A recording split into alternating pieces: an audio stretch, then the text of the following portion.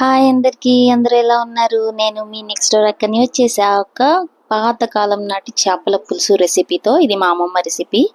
చేసుకుందాం వచ్చేయండి.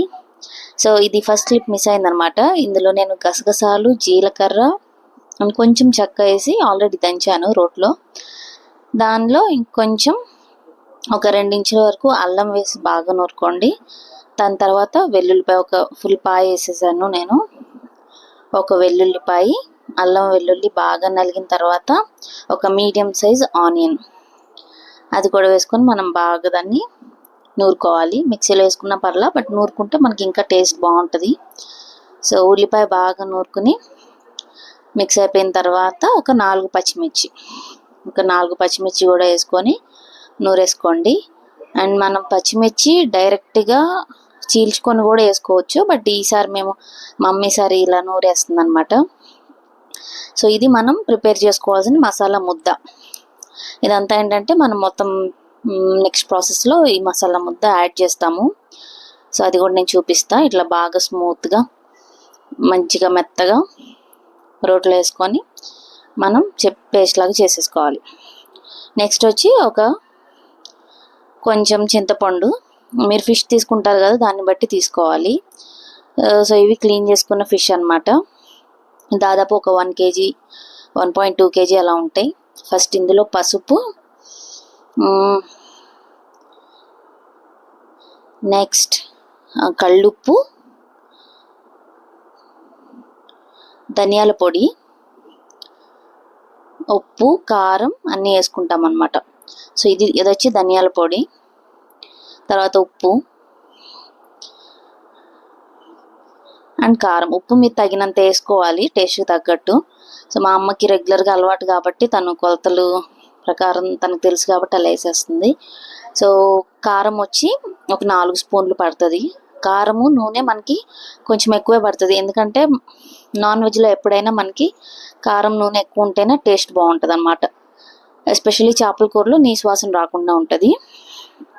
సో ఇవన్నీ వేసి మనం ఇందాక నూరుకున్నాం కదా ఆ మసాలా ముద్ద అంతా కలిపి వేసేసుకోవాలి.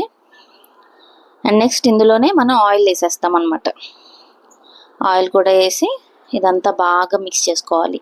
ఇదేంటంటే బాగా పాత కాలంలో చేసుకునే వాళ్ళు కదా, నాన్నమ్మ నాయనమ్మ వాళ్ళు, ఆ రెసిపీ అనమాట. ఇప్పుడు యూట్యూబ్ చూసినా కానీ మనకి ముందు ఆయిల్ వేసి ఆనియన్ ఫ్రై చేసి పచ్చిమిర్చి ఫ్రై చేసి అల్లం వెల్లుల్లి పేస్ట్ వేసి పులుసు అంత తయారైన తర్వాత ఫిష్ వేస్తున్నారు. అట్లయితే అంత టేస్ట్ ముక్కకు పట్టదు. ఇలా చేసుకుంటే ఏంటంటే మొత్తం మసాలా అంతా ఆల్రెడీ ఫిష్కి పట్టేస్తుంది, దాంతోపాటు ఫిష్ ఉడుకుతుంది అనమాట. అప్పుడు ఏంటంటే ఫ్లేవర్ అంతా మనకి ఫిష్కి ఇంకిపోతుంది. సో ఇది వెంటనే తిన్నా కానీ మనకి చాలా టేస్ట్ ఉంటుంది. ఇందులోనే మీరు ఒక 4-5 స్పూన్స్ వరకు నూనె వేసుకోవాలి. సో నూనె ఏంటంటే మీకు అర్థమైపోతుంది ఎంత వేస్తే బాగుంటుంది అని. మీరు దాన్ని బట్టి మీరు నూనె వేసుకోండి. మా అమ్మ అయితే ఒక 4-5-6 స్పూన్స్ అయితే గట్టిగా వేసింది నూనె. సో దీని తర్వాత చింతపండు గుజ్జు మనం చేసుకున్నాం కదా, అందులో వాటర్ వేసుకొని చింతపండు రసం కూడా మనం యాడ్ చేసుకుంటాం. ఇదన్నమాట.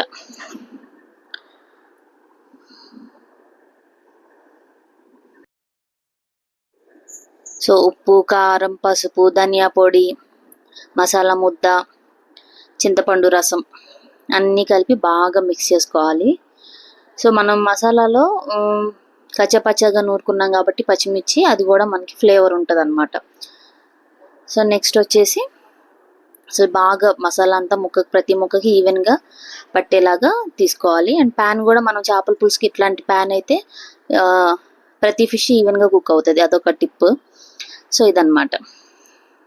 ఇది మనం నానబెట్టుకున్న చింతపండు ఉంది కదా, అందులో గిన్నె నిండా నీళ్ళు పోసుకొని ముక్క ఆల్మోస్ట్ ఫుల్గా మునిగినంత వరకు ఈ చింతపండు గుజ్జు మనం వేసుకోవాలి బాగా. అప్పుడు టేస్ట్ చాలా బాగుంటుంది. ఈ పులుపు, ఉప్పు, కారాలు అన్నీ మనకి ఫస్ట్ నుండి ఫిష్కి పడుతుంది. అప్పుడు చాలా బాగుంటుంది ముందు. సో ఈ ప్రాసెస్ అంతా చేసేటప్పుడు చేతులు బాగా కడుక్కోండి, ఎందుకంటే మనం మొత్తం చేతులతోనే చేస్తాం కాబట్టి చేతులు బాగా శుభ్రంగా కడుక్కొని చేసుకోండి, చాలా బాగుంటుంది. నెక్స్ట్ మళ్ళీ ఇంకొంచెం అదే గిన్నెలో వాటర్ యాడ్ చేసుకొని ఇంకో గిన్నెడు పోసి చేస్తుంది మా అమ్మ.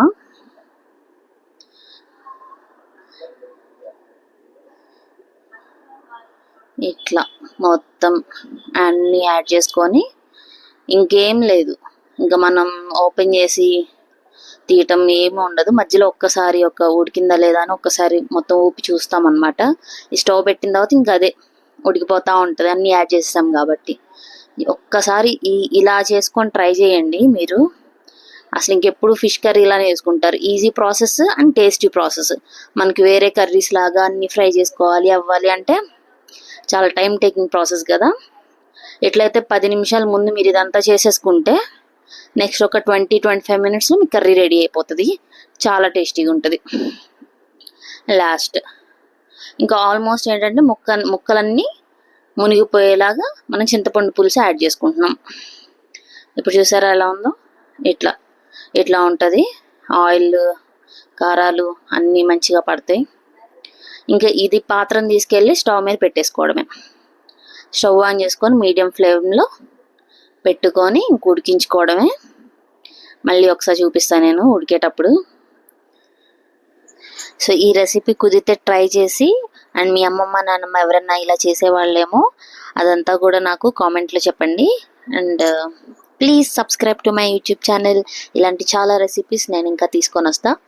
Thank you.